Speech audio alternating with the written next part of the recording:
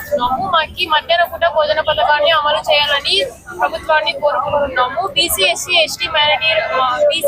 ST hostel వసతులను మౌలిక వసతులను కల్పించాలని కోరుకుంటూ ప్రభుత్వానికి డిమాండ్ చేస్తున్నాము. తేదీ నుంచి మరి 20 తేదీ నుంచి 30 తేదీ వరకు హాస్టల్ సందర్శన రాష్ట్ర పిలుపు మేరకు హాస్టల్ సందర్శన చేశాం.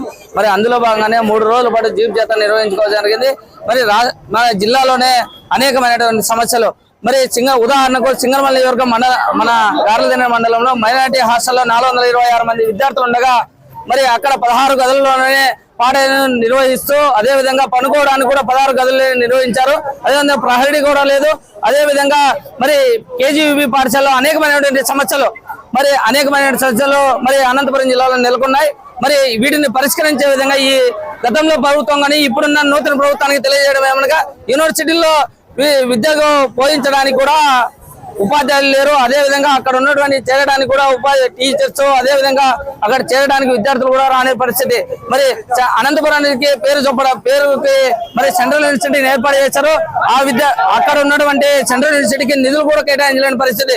అనేక రాష్ట్రాల నుంచి వస్తున్నప్పటికీ బాలికలకు పిల్లలకు హాస్టల్ వసతి కూడా లేని పరిస్థితి. కాబట్టి రాష్ట్ర ప్రభుత్వం గుర్తుపెట్టుకోవాలి. కేంద్ర ప్రభుత్వంతో మాట్లాడి సాంఘిక సంక్షేమ హాస్టల్లో ఏవైతే సదుపాయాలు కావాలో వాటిని వెంటనే నిర్వహించాలని ఆల్ ఇండియా స్టూడెంట్ ఫెడరేషన్ అఖిల భారత వసతి గృహాల్లో నెలకొన్న సమస్యలు పరిష్కరించాలని బీసీ ఎస్సీ ఎస్టీ మైనారిటీలో పెండింగ్ లో ఉన్నటువంటి ఫీజు రింబర్స్మెంట్, స్కాలర్షిప్లు, అదేవిధంగా కాస్మెటిక్ ఛార్జీలు, మెస్ బిల్లులు విడుదల చేయాలని చెప్పి మేము ప్రధానంగా డిమాండ్ చేస్తాం. గత 8 నెలల నుంచి ఇవాళ హాస్టల్ విద్యార్థులకు మెస్ బిల్లులు అందలేదు.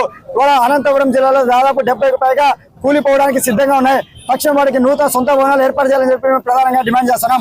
ప్రభుత్వ జూనియర్ కళాశాల మధ్యాహ్న భోజన పథకాన్ని కొనసాగించాలని చెప్పి మేము కోరుతున్నాం.